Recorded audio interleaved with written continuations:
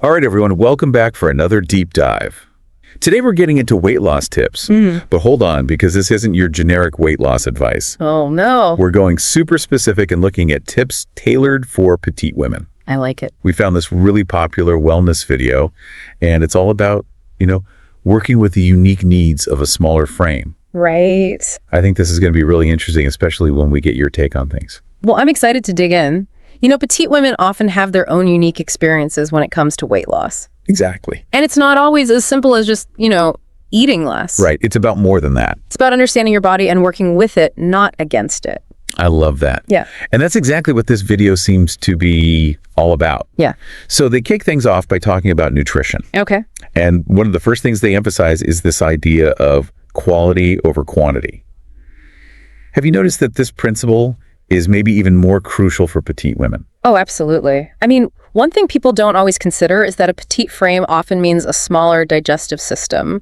Oh, that makes sense. So you really want to make sure you're getting the most nutritional value out of every bite. So it's not just about counting calories. Right. It's about choosing foods that are packed with nutrients, really maximizing every meal. I see. And the video actually goes on to talk about portion control, too. They even suggest using smaller plates. Have you ever recommended that to your clients? It might seem a little silly at first, like, a smaller plate. Right. But there's some really interesting psychology behind it. You see, when you use a smaller plate, your brain is kind of tricked into thinking there's more food there. Oh, wow. So you actually end up feeling more satisfied with a smaller portion. That's so fascinating. And I bet that ties into the whole mindful eating thing, too. Exactly. It's about slowing down, being present with your food, and really paying attention to your body's cues. Makes sense. Makes sense. Now, speaking of cues, the video also brings up something I think we've all experienced at some point. What's that? Mistaking thirst for hunger. Oh my gosh, all the time. Have you seen that with your clients as well? Oh, absolutely. Sometimes our bodies can be tricky like that. For sure. Dehydration and hunger can actually trigger similar sensations. Like you might feel fatigued, you might feel a little lightheaded. Yeah. And for petite women, even mild dehydration can have a bigger impact because their overall blood volume is lower. Oh, I didn't know that. So staying properly hydrated is extra important for them. So important for everyone, really. Absolutely. Now, the video doesn't just stop at nutrition. They also dive into exercise, and specifically they recommend strength training. Okay.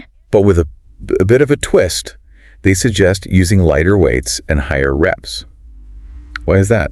So this is all about working with those muscle fibers. Okay. Petite women tend to have a higher proportion of slow twitch muscle fibers, which respond better to lighter weights and higher repetitions. I see. This approach helps build lean muscle mass without adding bulk, which is often a concern for petite women who don't want to look bulky. Makes sense.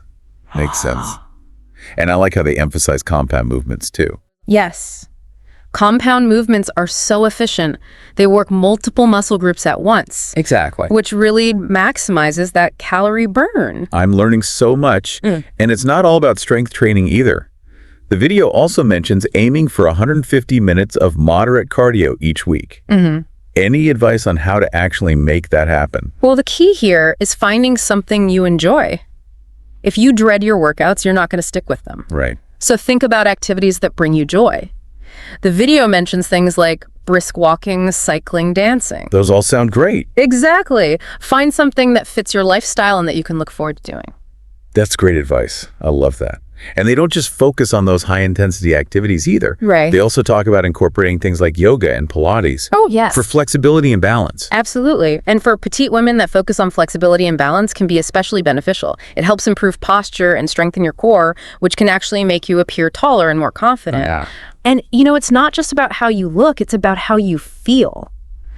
Yoga and Pilates can really contribute to that overall feeling of strength and vitality. So true. So true.